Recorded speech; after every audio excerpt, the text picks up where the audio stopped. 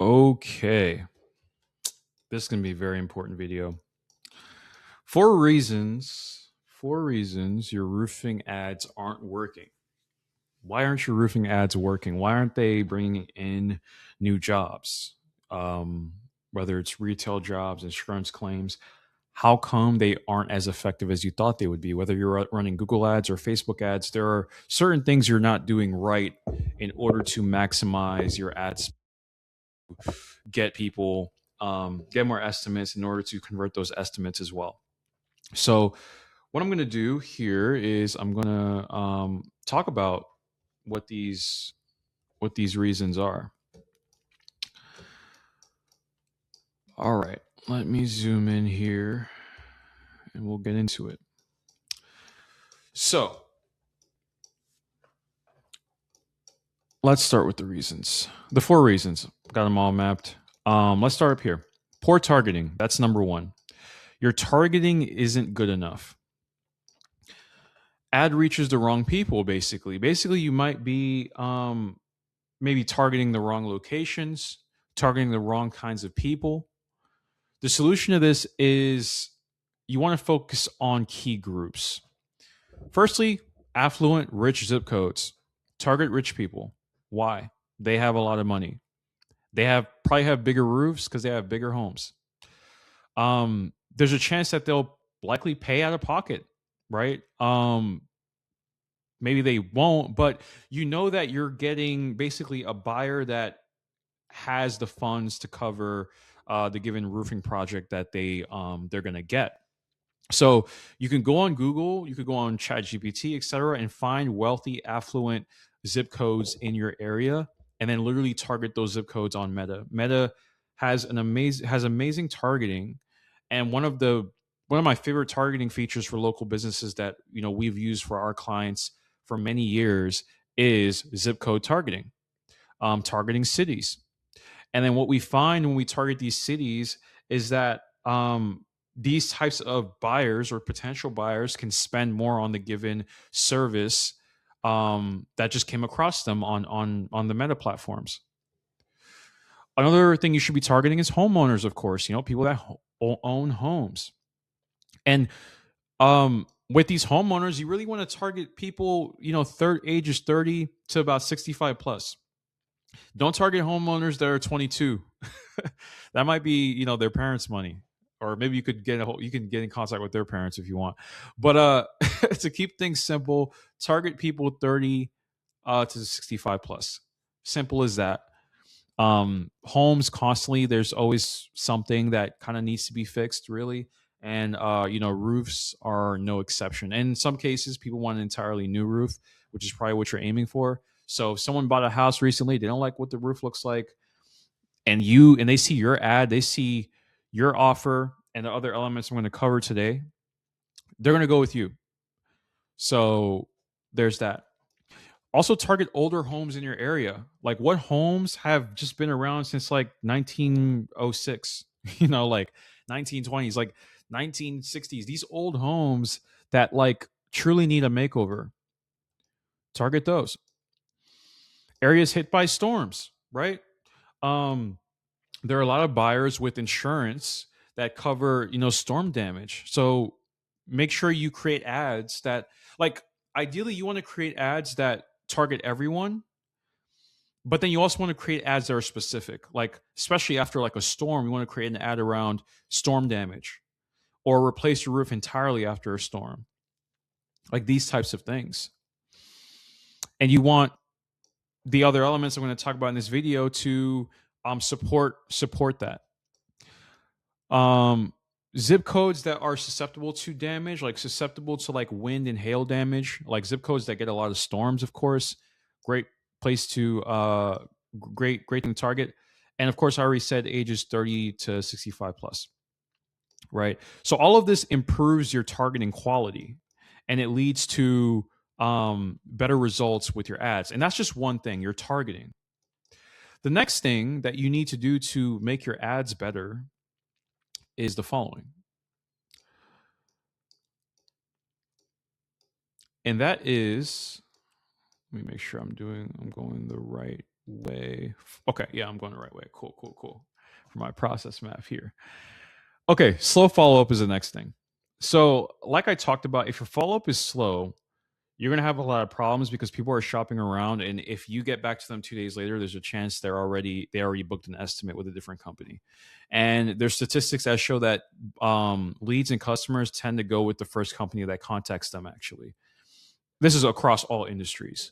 So it behooves you. It's in your best interest to have some sort of mechanism to follow up as fast as possible, right? Because if they're contacted too late, that's a problem. So find a mechanism that allows you to respond within a minute. I don't care if it's after hours. What I'm getting at is add AI callers and AI text agents to your company. That's what we do for our clients. We don't just, run really good ads and get really high quality leads. We have mechanisms to get the most out of the ad spend by having a very robust and effective follow-up process.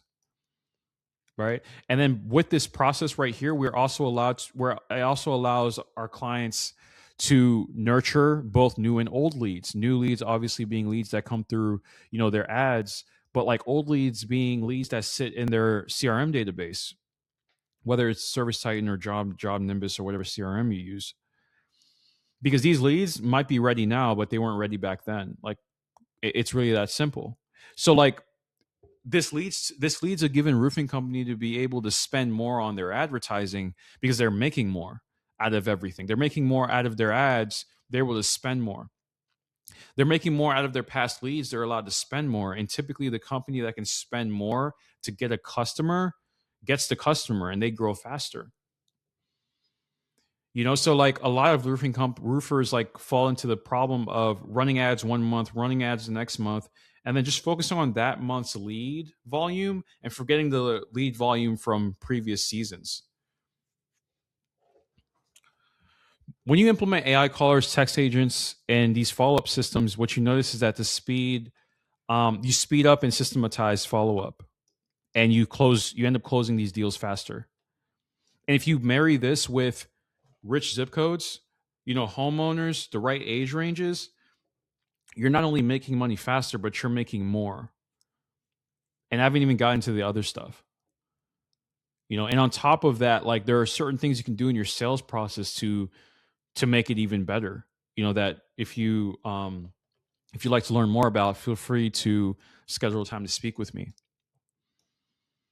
Right. So overall, it's a better ad, but it's not just a better ad it's not just better ads you're putting out. Um, it's better marketing and sales foundations. Right. All these things lead to better ads, but it's really marketing and sales foundations that you're improving as well. The next thing that is messing up your ads or just your marketing as a whole is weak copywriting. Copywriting that isn't evoking enough emotion or action. That's the role of copywriting. Copywriting's role is to get people to do something. Right? Your message has to resonate. You have to understand your market. If you're marketing to an area that, gets a lot of storm damage, then you have to like write emotional copy around that, like how that can be frustrating, how people can feel unsafe if their roof isn't strong enough to withhold, all these winds.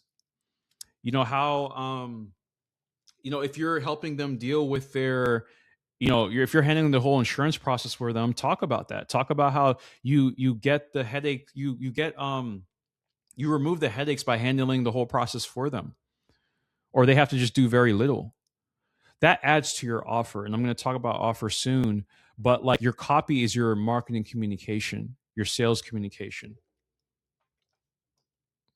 And with copywriting, how this is the process we tend to use at Youth Media with our ads for our clients is we call it the demographic, based on where you're based out of. Hey, Omaha, Nebraska. Hey, Birmingham, Alabama. Hey, Dallas, Texas. Hey, Arlington, Virginia. Whatever area, we're based in Arlington, whatever area you're based out of, you want to call out the demographic to get that attention. And I went a little bit generic there, but you can get more specific, right? Who are you speaking to? You're speaking to homeowners. Okay, you say, hey, Arlington homeowners. Hey, Dallas, Texas homeowners. And if they fall into that demographic, they're going to pay attention. You introduce the problem, right? Do you ever get frustrated with this? Are you dealing with this? Are you struggling with this type of roofing situation? Have you been looking for these types of things? You want to introduce the problem in your copy. And then you want to introduce a solution. What's the solution? You're the solution. And you want to add testimonials, your proof of concept. What have customers said about your company? Right? Also, you want to state the guarantee, state the offer and the guarantee. And I have some examples here I have written out that you can kind of borrow. Let me just take a look here. Like offer, like, do you have a leak? Are you missing any shingles? We'll inspect it for free. Free inspection is the offer. That's the attention grabber. That's what you're going to be doing along with other things, you know? Another one is get a roof estimate within 24 hours. Like literally the next day, they'll get a roofing estimate. We'll handle your insurance claim for you. I kind of mentioned that. You know, free roof inspection. These things that and offers are just about really you're kind of like stacking different things. It's not always just one thing. An offer can be multiple things. So they can get a free inspection plus discount financing, for example, if they act within within the next 5 days or so, or if they book an estimate within a certain amount of time. So all of these things, what they do is they strengthen your ad message, making your ad way more effective. And then with a more effective ad, what happens is better ad performance and more book jobs. Now let me go back to the fourth, or let me go down to the fourth and final reason why your ad underperforms is let's see.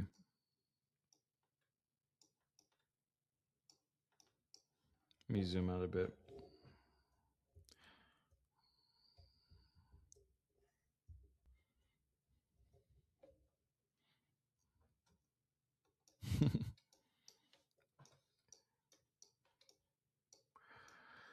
So the last reason why your ad underperforms is because of a weak offer. I kind of alluded to it a bit. So you want a really good offer, and I'll go through some offers. I know I read off some, but here are some right here. Free storm damage assessment. Talked about that. Handle. Okay, so I already talked about this. Cool. I forgot that I had these already here listed out. I thought I just had a weak offer. Okay, cool. So like these are what I just read out of the different offers you can add into your ad. Now you create a stronger now with a stronger offer. Again, it all comes back to the main thing. The main idea behind this video is better ad performance and more book jobs. And what can your company do with more book jobs? You can hire more, right? You have more profit. You can reinvest in the business. You can increase pay for workers. You can expand. You can open maybe other locations. You can do a lot of things with more book jobs. But if you're keeping up with the same process you've always been doing and you're not changing things up, then you're only going to keep getting the same things.